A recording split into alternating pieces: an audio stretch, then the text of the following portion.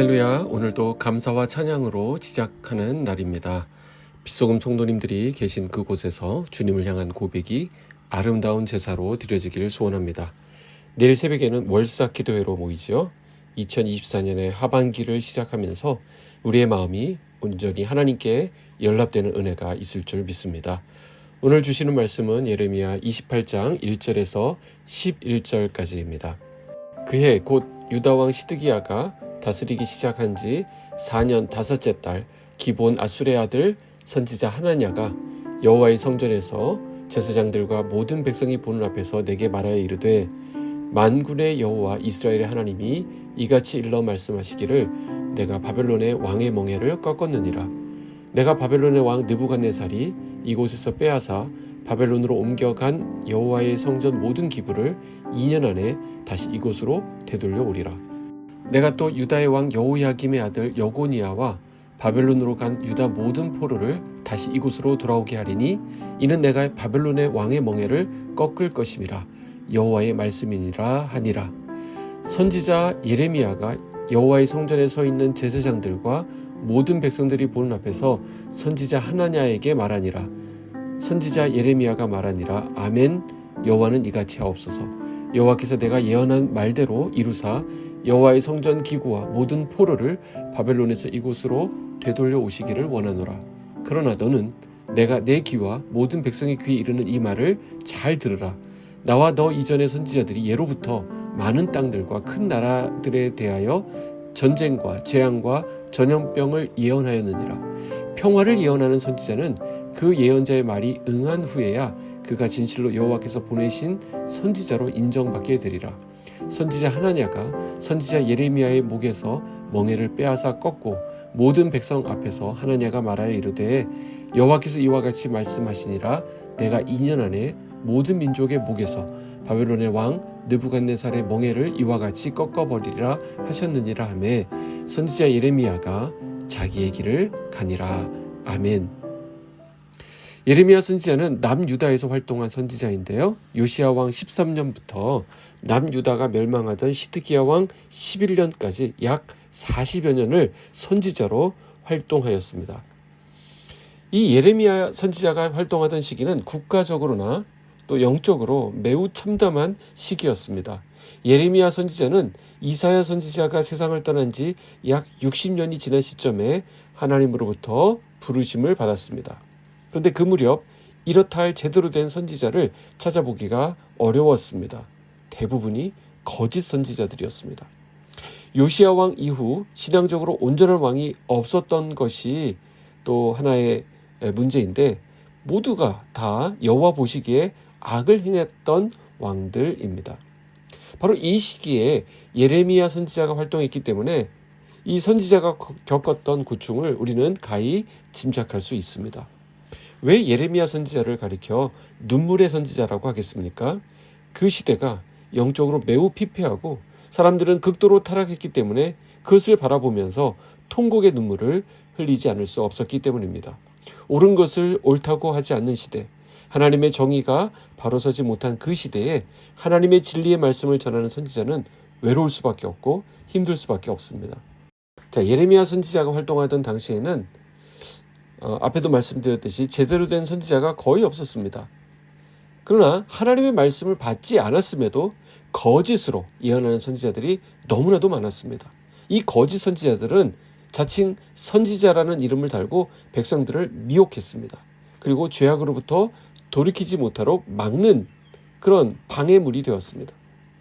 이런 어려운 시기에 예레미야 선지자는 하나님의 명령을 따라 줄과 멍에를 만들어 목에 걸고요. 하나님으로부터 받은 말씀을 백성들에게 선포했습니다. 내용은 이렇죠. 이 땅을 바벨론의 왕 느부갓네살의 손에 하나님이 넘기신다. 그러나 기한이 이르면 그 모든 것을 다 회복시킨다. 그러니 하나님의 뜻을 받아들여라. 자, 그런데 거짓 선지자들은 그와 완전히 반대되는 말로 왕과 백성들을 미혹했습니다. 바벨론의 왕을 섬기게 되지 아니하리라. 이렇게 거짓 예언을 한 것입니다. 사람들이 듣기 좋아하는 말을 하니까 모두가 거기에 열광한 것입니다. 오늘 본문인 28장에는 참 선지자 예레미야와 거짓 선지자 하나냐의 대화가 이어지고 있습니다. 그래서 28장은 앞에 27장과 연결된 장입니다. 하나님께서 27장에서 예레미야 선지자를 통해 거짓 선지자들에 대한 경고를 하신 적이 있죠. 자, 28장은 많은 거짓 선지자들 중에 한 사람인 하나야를 통해 거짓 선지자들에 대한 하나님의 엄중한 심판을 보여주시는 그런 내용입니다.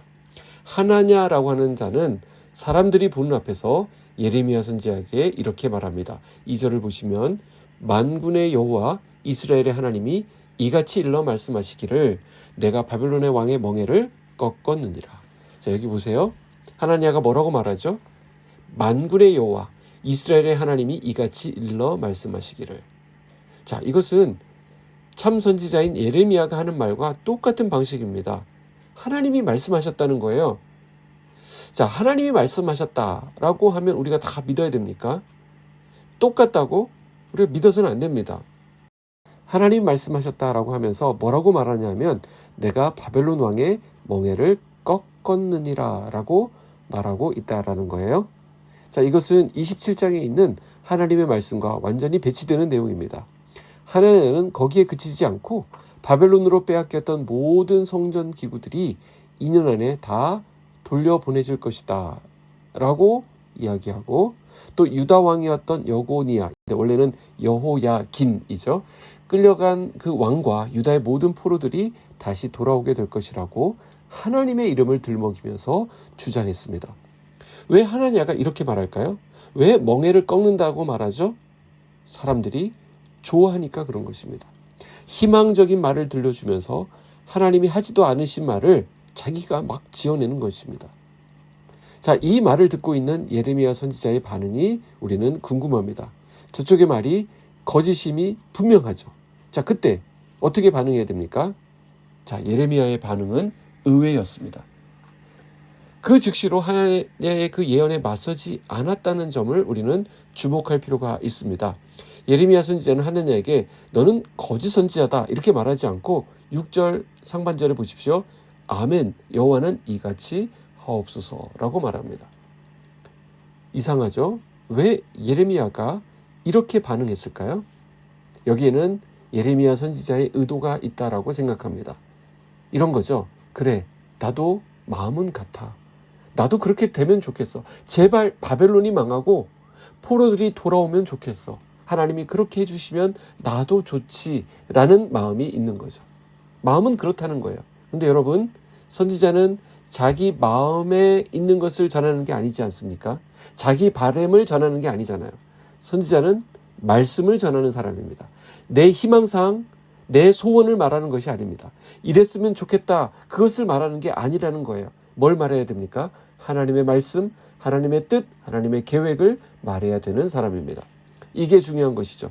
우리는요, 말씀을 듣다가 보면 걸림이 되는 때가 있지 않습니까? 그럼 왜 그럴까요? 내 바람과 내 소원과 내 욕망과 맞지 않으면 이게 탁 걸리는 것입니다. 그래서 우리는 내 마음에 쏙 드는 말씀을 골라서 듣기 원한다라는 것입니다. 그러나 우리의 영이 사는 길은 내가 듣기 원하는 말씀을 듣는 것이 아니라 하나님이 하시고자 하는 말씀을 들을 때 우리가 살아나게 되는 것입니다. 예레미야 선지자의 답변이 끝나자마자 하나님은 예레미야 선지자로부터 멍에를 빼앗아 그것을 꺾습니다. 그리고 다시 한번 더 2년 안에 바벨론 왕 느부갓네살의 멍에를 이와 같이 꺾어버릴 것이다 라고 하나님의 이름을 빙자하면서 또 예언을 합니다. 자, 하나님의 이름을 망령되이 일컫는 하나냐를 바라보는 예레미야의 그 심정을 한번 상상해 보시기 바랍니다. 자, 그런데 하나님의 이름으로 그가 예언했기 때문에 예레미야는 즉각적으로 대적하지 않습니다. 결국 그래서 어떻게 합니까? 11절 끝부분을 읽어보십시오. 선지자 예레미야가 자기의 길을 가니라. 여러분, 이쯤 되면 우리는 보통 어떻게 해야 됩니까? 화를 내야 되지 않습니까? 분명히 저쪽이 잘못이잖아요. 저쪽이 거짓이라는 것을 나는 알고 있지 않습니까? 그런데 예레미야는 맞대응하지 않고 자기의 길을 갑니다. 저는 이 부분이 오늘 우리를 깊이 돌아보게 한다라고 생각합니다. 정말 분하고 정말 억울한 상황이 아닙니까? 네가 뭔데? 이렇게 들이받고 싶을 것입니다. 하나님 말씀이 아닌 것, 거짓인 것으로 사람을 선동하는 것이 너무나도 뻔한데 선지자는 그에 대해서 아무 말도 하지 않습니다. 그냥 자기의 길을 가는 것입니다. 자기의 길을 가니라. 이르미야는 여기서 싸울 의미를 찾지 못했다라는 것입니다. 싸울 가치가 없다는 거예요. 맞서 싸우면 안 되는 거죠. 동요하면 안 되는 겁니다. 흔들리면 안 되는 거예요. 그냥 묵묵히 자기의 길을 가는 것입니다. 자기가 전해야 될 말씀을 끝까지 전하러 가는 것입니다. 여러분, 이것이 이기는 것입니다. 우리가 하나님 말씀을 읽을 때 그 말씀대로 살아가려고 노력할 때 자꾸만 우리 안에는 그 선한 의지를 가로막는 우리 안에 또 욕심이 있기 마련입니다. 또 사람들이 전해주는 말들이 있습니다. 자, 그와 같을 때 우리가 그런 것들에 일일이 대응하다 보면 우리가 말려들게 됩니다. 결국 하나님의 뜻을 이루지 못하게 됩니다. 그럼 어떻게 해야 되느냐? 그냥 우리의 길을 가면 된다는 것이죠. 자기의 길을 간다.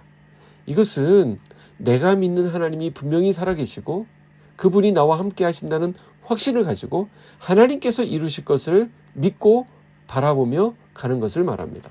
그래서 여러분, 하나님의 일은 누구에게서 이루어지는가? 싸우는 사람에게서 이루어지는 것이 아니고 자기의 길을 끝까지 가는 사람에게서 이루어지는 것을 우리는 확인하게 됩니다. 오늘 이 말씀을 우리가 마음에 새겼으면 좋겠습니다. 하나님께서 저와 여러분에게 말씀하신 그 길을 묵묵히 걸어가는 저와 여러분의 오늘이 되시기를 주님의 이름으로 축복합니다. 기도하겠습니다. 하나님 아버지, 말씀을 통해 우리를 새롭게 하시니 감사합니다.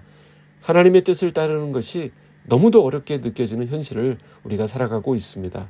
주님, 우리 가운데 하나님의 통치가 이루어지게 하여 주시옵소서.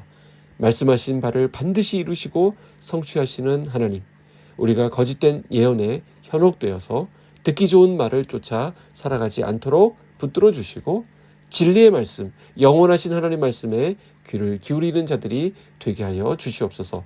말씀을 전하는 자나 듣는 자가 다 하나님의 말씀에 깨어 있어서 비록 지금은 불편해도, 지금은 어려워도 결국에는 이루실 하나님 나라를 함께 바라보며 꿈꾸는 우리들이 되게 하여 주시옵소서.